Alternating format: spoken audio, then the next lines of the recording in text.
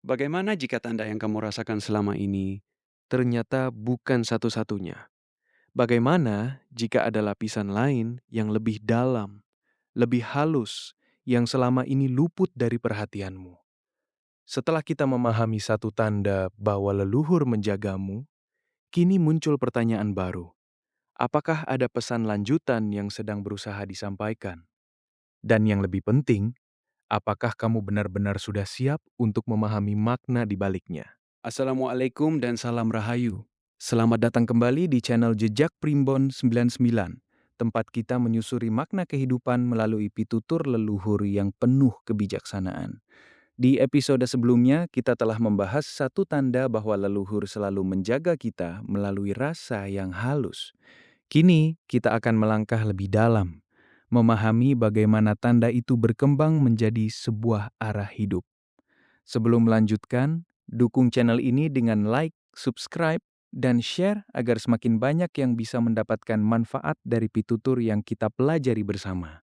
Ketika seseorang mulai menyadari satu tanda perlindungan dalam hidupnya, biasanya itu bukan akhir, melainkan awal dari sesuatu yang lebih dalam. Tanda tersebut perlahan tidak hanya muncul sekali, tetapi mulai berulang dalam berbagai bentuk dan situasi.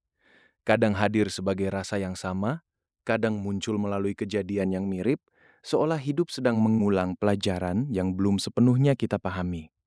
Dalam pandangan kearifan Jawa, pengulangan ini bukanlah kebetulan. Ia adalah bentuk penguatan pesan. Leluhur tidak hanya memberi satu isyarat, tetapi mengulanginya dengan cara yang berbeda agar kita semakin sadar dan tidak mengabaikannya. Karena seringkali manusia baru benar-benar percaya setelah mengalami hal yang sama lebih dari sekali. Misalnya, kamu merasa ragu setiap kali berada dalam situasi tertentu, entah itu keputusan pekerjaan, pertemanan, atau langkah besar dalam hidup. Rasa itu datang berulang, dan setiap kali kamu mengabaikannya, hasilnya tidak pernah benar-benar baik. Namun saat kamu mulai mendengarkan dan mengikuti rasa tersebut, keadaan justru menjadi lebih selamat, lebih tenang, atau bahkan terhindar dari masalah yang tidak terlihat sebelumnya. Disitulah letak pelajarannya, bahwa pengulangan bukan sekadar kejadian biasa, tetapi cara halus untuk melatih kepekaan. Leluhur seolah sedang mengajari kita membaca bahasa kehidupan, bahasa yang tidak menggunakan kata, tetapi menggunakan pengalaman. Semar dalam pituturnya mengajarkan bahwa hidup bukan hanya soal berjalan ke depan, tetapi juga soal memahami apa yang terus datang kembali. Karena sesuatu yang berulang seringkali menyimpan pesan yang belum selesai. Semakin sering tanda itu hadir, semakin besar pula tanggung jawab kita untuk memperhatikannya. Bukan untuk ditakuti, tetapi untuk dipahami. Karena bisa jadi, di balik pengulangan itu ada arah yang sedang ditunjukkan. Arah yang perlahan membawa kita menuju kehidupan yang lebih selaras. Dan ketika kita mulai menyadari pola tersebut, kita tidak lagi melihat hidup sebagai rangkaian kejadian acak. Kita mulai melihat bahwa ada keteraturan, ada bimbingan, dan ada sesuatu yang bekerja dalam diam, menuntun kita sedikit demi sedikit, agar tidak tersesat terlalu jauh. Dalam kehidupan sehari-hari, kita sering sekali menggunakan kata kebetulan untuk menjelaskan hal-hal yang tidak kita pahami. Ketika sesuatu terjadi di luar rencana, kita menyebutnya kebetulan. Ketika bertemu seseorang tanpa disengaja, kita menganggapnya hanya peristiwa biasa. Namun, dalam pandangan kearifan Jawa, khususnya dalam pitutur yang diwariskan secara turun-temurun, tidak ada yang benar-benar terjadi tanpa makna. Apa yang kita sebut kebetulan bisa jadi adalah petunjuk yang belum kita sadari. Perbedaannya terletak pada cara kita memandang dan merasakan. Orang yang hidup hanya dengan logika akan melihat semua sebagai rangkaian peristiwa acak. Namun, orang yang mulai peka dengan rasa akan melihat adanya pola, keterkaitan, dan arah di balik setiap kejadian. Misalnya, kamu terlambat berangkat dari rumah karena hal kecil yang tidak terduga. Sekilas, terasa menjengkelkan. Namun di kemudian hari, kamu mengetahui bahwa jika kamu berangkat tepat waktu, mungkin kamu akan berada di situasi yang tidak diinginkan. Apakah itu hanya kebetulan, ataukah ada sesuatu yang mengatur jeda dalam langkahmu? Dalam pitutur Semar, Kehidupan sering digambarkan seperti aliran yang mengandung tanda-tanda. Tidak selalu besar, tidak selalu dramatis, tetapi konsisten hadir bagi mereka yang mau memperhatikan. Petunjuk tidak selalu datang dalam bentuk suara atau pesan yang jelas, melainkan melalui rangkaian kejadian kecil yang saling terhubung. Masalahnya, manusia sering terburu-buru dalam menilai. Kita ingin semuanya cepat dipahami, cepat dijelaskan, dan cepat diberi label. Akibatnya, banyak pesan halus yang terlewat begitu saja. Kita tidak memberi ruang untuk merenung, untuk merasakan, atau untuk bertanya lebih dalam. Mengapa ini terjadi?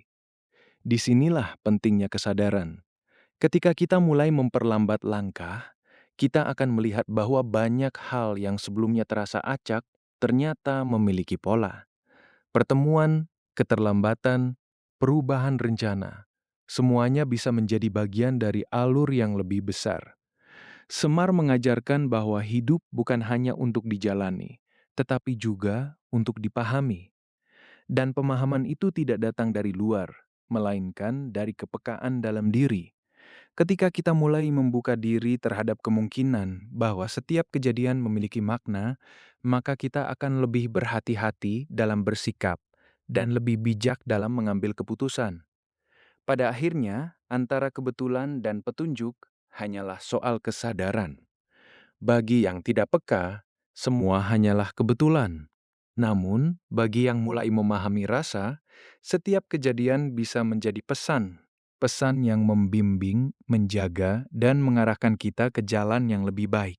Jika pada episode sebelumnya kita membahas tentang rasa sebagai tanda perlindungan, maka dalam tahap berikutnya ada bentuk lain yang tak kalah penting, yaitu pertemuan yang tampak tidak disengaja. Banyak orang mengalaminya, namun tidak semua menyadari maknanya. Padahal, dalam pitutur Jawa, pertemuan semacam ini sering disebut sebagai titipan jalan atau pesan lewat perantara. Bayangkan ketika kamu sedang berada dalam kebingungan, memikirkan suatu keputusan, lalu tanpa direncanakan kamu bertemu seseorang, bisa teman lama, orang asing, atau bahkan sekadar percakapan singkat yang justru memberikan jawaban yang kamu butuhkan.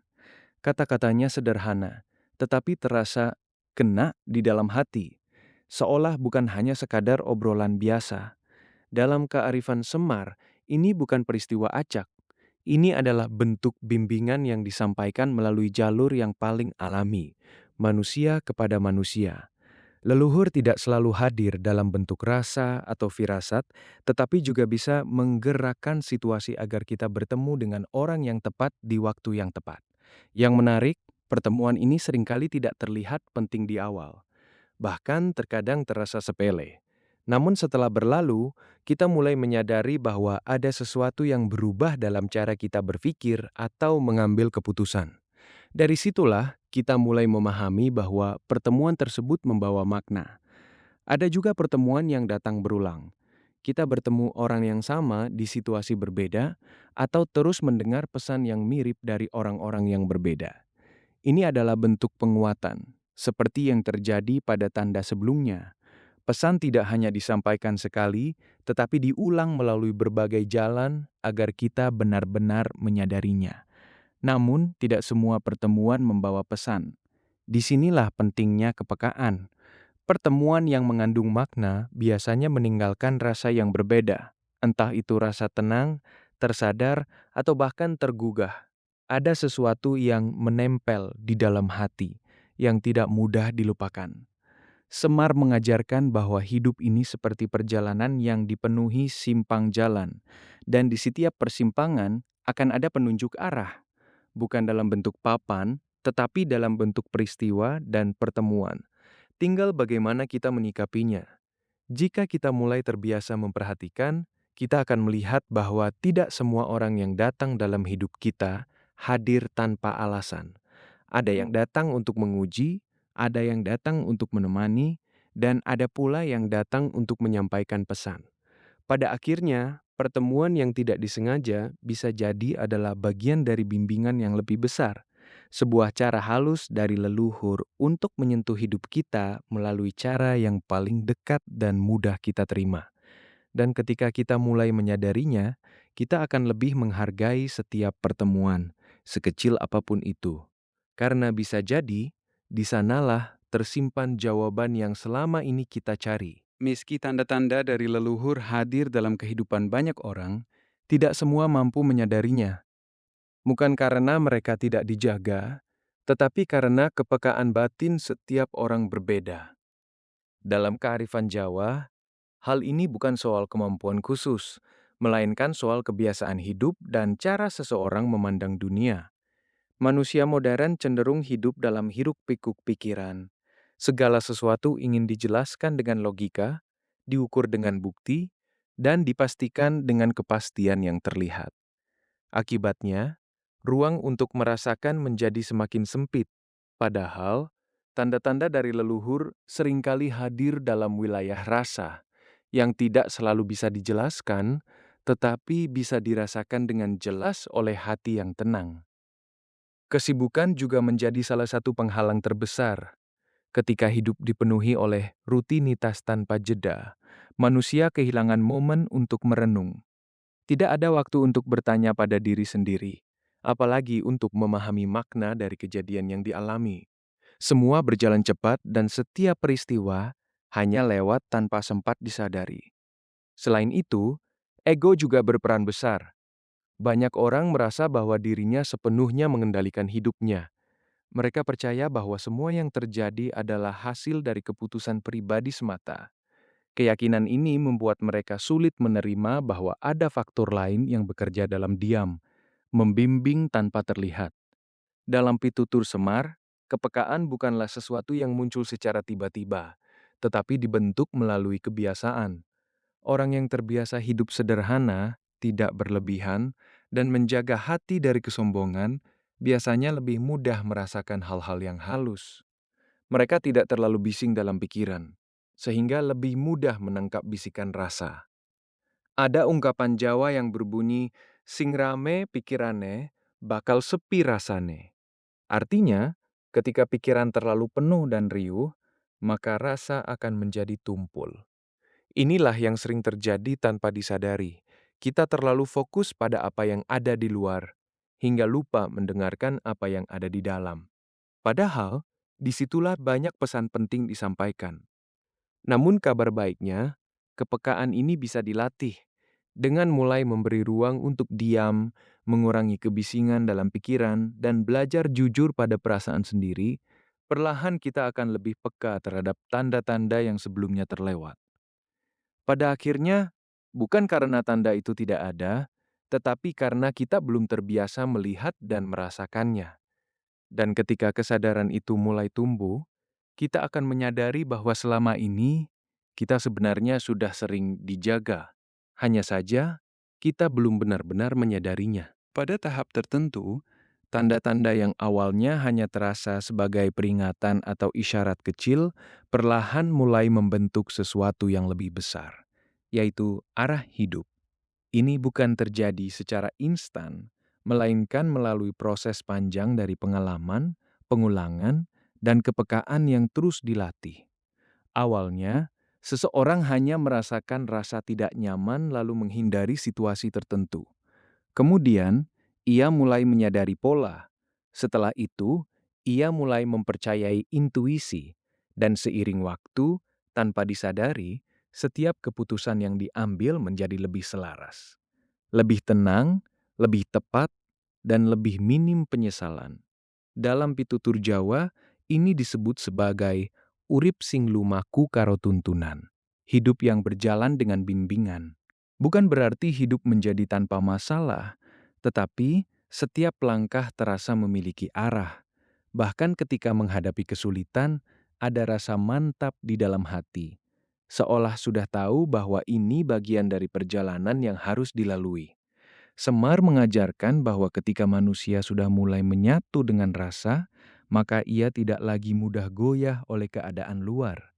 Ia tidak mudah panik, tidak terburu-buru dalam mengambil keputusan, dan tidak mudah terpengaruh oleh tekanan sekitar. Karena ia sudah memiliki penuntun dalam diri, yang selama ini dibentuk dari kepekaan terhadap tanda-tanda halus. Menariknya, ketika seseorang sudah sampai pada tahap ini, ia tidak lagi terlalu sibuk mencari tanda. Justru tanda itu datang dengan sendirinya, tanpa dipaksa. Ia tidak lagi bertanya, "Ini kebetulan atau tidak?" karena ia sudah mampu merasakan perbedaannya. Hidup pun terasa lebih sederhana, meskipun tantangan tetap ada. Setiap keputusan diambil dengan kesadaran, bukan sekadar reaksi. Setiap langkah dijalani dengan rasa, bukan hanya logika. Dan dari situlah muncul ketenangan yang sulit dijelaskan. Namun penting untuk diingat bahwa ini bukan tentang menjadi sempurna atau selalu benar. Akan tetap ada kesalahan, akan tetap ada pilihan yang tidak tepat. Tetapi bedanya, seseorang yang sudah hidup dengan tuntunan rasa akan lebih cepat menyadari, lebih cepat belajar, dan lebih cepat kembali ke jalurnya. Dalam filosofi Jawa, hidup yang selaras bukanlah hidup yang bebas masalah, melainkan hidup yang tetap seimbang dalam menghadapi segala keadaan. Dan tanda-tanda yang diberikan oleh leluhur bukan untuk membuat kita bergantung, tetapi untuk membantu kita menemukan kekuatan dalam diri sendiri. Pada akhirnya, ketika tanda-tanda itu sudah menjadi bagian dari cara kita menjalani hidup, maka kita tidak lagi merasa berjalan sendirian. Ada keyakinan yang tumbuh pelan-pelan bahwa setiap langkah yang diambil selalu dalam pengawasan yang penuh kasih. Dan disitulah hidup tidak lagi terasa sebagai perjalanan yang penuh ketidakpastian, melainkan sebagai perjalanan yang dituntun dalam diam namun pasti. Pesan moral, pada akhirnya, setiap tanda yang hadir dalam hidup bukanlah untuk membuat kita ragu, melainkan untuk menuntun kita agar lebih sadar dalam melangkah. Semakin kita peka, semakin kita memahami bahwa hidup ini tidak berjalan sendirian. Ada bimbingan yang bekerja dalam diam. Maka belajarlah untuk mendengarkan rasa, menjaga hati, dan tetap eling lan waspada. Terima kasih sudah menyimak hingga akhir. Sampai jumpa di episode berikutnya di Jejak Primbon 99.